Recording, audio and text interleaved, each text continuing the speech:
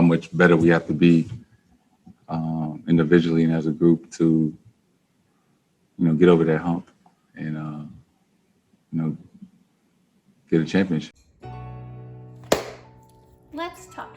Hello, everybody, and welcome to Vlogmas. The Celtics are a very interesting team. They have a lot of talent. They've accumulated a lot of assets. And let's be honest, they've made the Eastern Conference Finals 3 of the last 4 years. So should we start asking the question, can they make the NBA Finals? Since their first appearance in the Eastern Conference Finals, the team has gotten better, as well as Jayson Tatum and Jaylen Brown. So let's dive into the roster a little bit, and let's focus on Jayson Tatum first. Tatum, like I said, has gotten better every year. He's clearly dedicated and putting in the work, and he wants to be great. He wants to win an NBA championship. And one of the great things that really helped him grow and become a better player was his time when he worked out with Kobe. Here's what Jayson Tatum had to say about his workout with Kobe. I mean, besides my son being born, that's like the best day of my life. I mean, you could hear it in his voice. That was his idol, and he got to learn firsthand experience from his idol, an NBA champion, a Laker legend, just an NBA legend in general. That type of knowledge doesn't come around every day. So now let's focus on Jayson Tatum's numbers for a second. As we can see in the chart, Jayson Tatum has increased his percentage on the ball and decreased his percentage off the ball in the years of him being in the league. With his ability to shoot and score efficiently, it makes sense why he would be on the ball more as years go on. But something else we need to consider is that from 2018-2019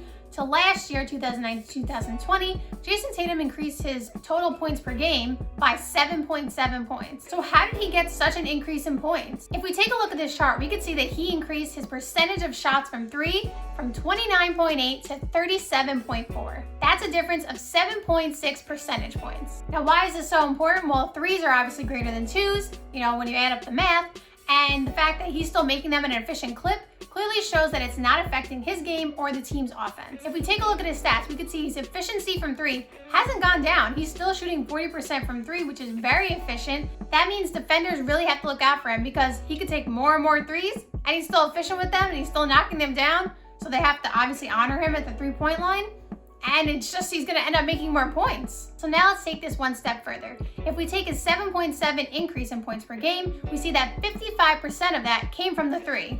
That means that more than half of his increase in points came from the 3-point line, which means defenders, again, you better watch out. If Tatum continues to be efficient with his threes and he takes more of them, then his numbers might skyrocket because it's just gonna add up. So now on to Jaylen Brown. As we see in his stats, he's also increased his points per game, actually similar to Tatum, 7.3. With Gordon Hayward gone, it's reasonable to assume that Jaylen Brown's responsibility will increase and he'll have more offensive responsibility and get more touches. Therefore, I think we could see his numbers go up even more, maybe 22, 24 points per game. But another important thing to note is Jaylen Brown's free throw efficiency. He's raised it to an all-time career high of 72.4% last season. This is really important because one, like I said, he's gonna have more offensive responsibilities, so he's gonna be taking more free throws, which he did last season as well. And the reason that this is so important is because when you're in late game situations, you don't want a liability at the free throw line. And the thing is, you want Jaylen Brown out there for his defensive and offensive capabilities.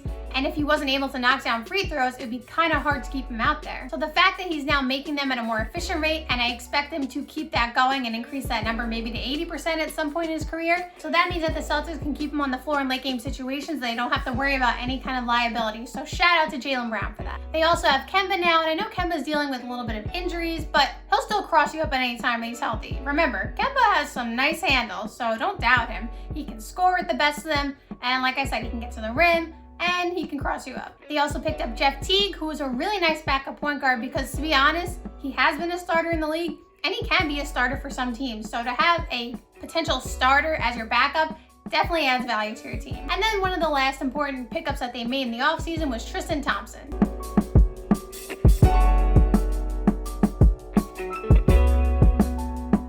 Thompson can help fill that void at the center position that they needed and help get some boards, offensive rebounds. He doesn't need the ball in his hands, which is very helpful, so he'll just do his job, grab his boards, catch lobs, and do what he has to do to make the team better. So now that we talked about the roster in depth, like I said, they've accumulated a lot of assets, a lot of talent, and clearly they want to win a championship. So now let's focus on, can they make the NBA Finals? I think the talent is there, but I don't know if they can make the finals just yet. I feel like they need one more little piece. And that's not to say that they can't make the finals at all, because like I said, they have a shot.